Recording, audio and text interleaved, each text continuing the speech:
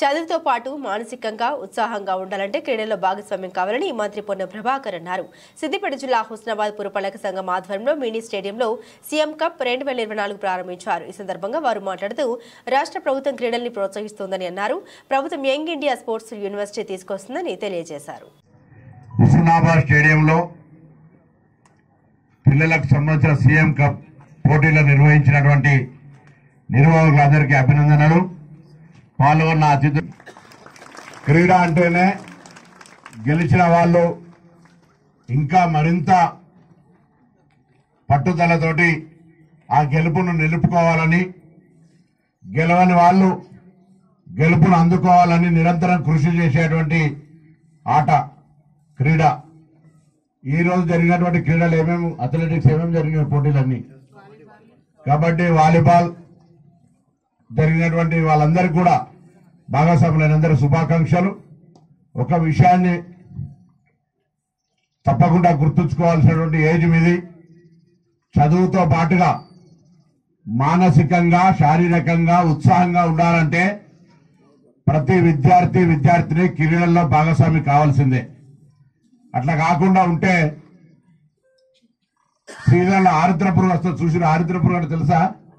ఎంతో టీచర్లు ఎంతమంది చూపి వస్తలేదు ఇవాళ ఊర్లో వస్తున్నాయా? ఆరుద్ర పురుగు అంటే ఎంతమంది తెలుసు? ఒకసారి చేయలేడు పిల్లలు పెద్ద ఇలా తెలుసు.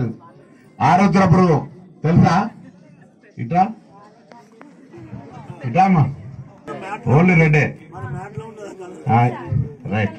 ఏం చేస్తుంది? ఇట్లా కనబడితే పోతుందా? పట్టుకుంటే ముడుచుకుంటుంది, కొద్ది రోజుల తర్వాత గాయమైపోతుంది, సీజన్ వస్తుంది. అట్లా ఉంటుంది. మనం కూడా సీజన్ కొరకు పుట్టినాం, సీజన్ కొరకు దాటిగా గురించిపోయినా ఉన్నట్టు కాదు. మనం శ్రమ పడాలి. చదువుతో పాటుగా మానసిక శారీరక ఉల్లాసానికి, దృఢత్వానికి మనం తప్పకుండా క్రీడల్లో భాగస్వామి కావాల్సిందే. ఎవరైనా వాళ్ళకి ఇష్టమైన క్రీడ, అప్పుడు మనం అన్ని రకాలుగా ముందుకు పోవడానికి అవకాశం ఉంటుంది. కాబట్టి రాష్ట్ర ప్రభుత్వం కూడా క్రీడలను ప్రోత్సహించడానికి యంగ్ ఇండియా స్పోర్ట్స్ యూనివర్సిటీ పెడతా ఉంది. తప్పకుండా ఆ యంగ్ ఇండియా స్పోర్ట్స్ యూనివర్సిటీలో మన హుస్నాబాద్ ప్రాంత విద్యార్థులు ఉండాలని కోరుకుంటా ఉన్నా. దాని విధంగా అడ్మిషన్ సంబంధించిన విధంగా పీఈటీలంతా కూడా కృషి చేయాలి.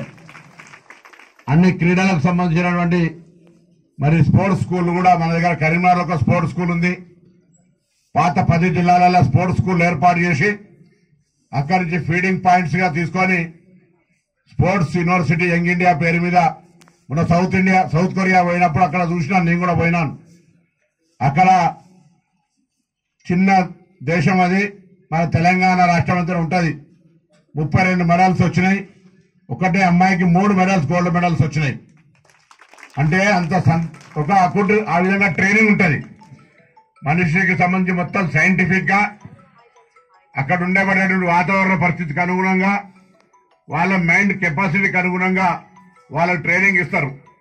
అట్లా 32 అవార్డులు వచ్చాయి, 32 ర్యాంకులు ఒలింపిక్స్ లా.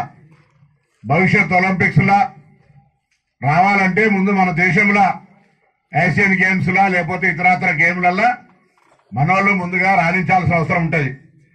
కాబట్టి నేను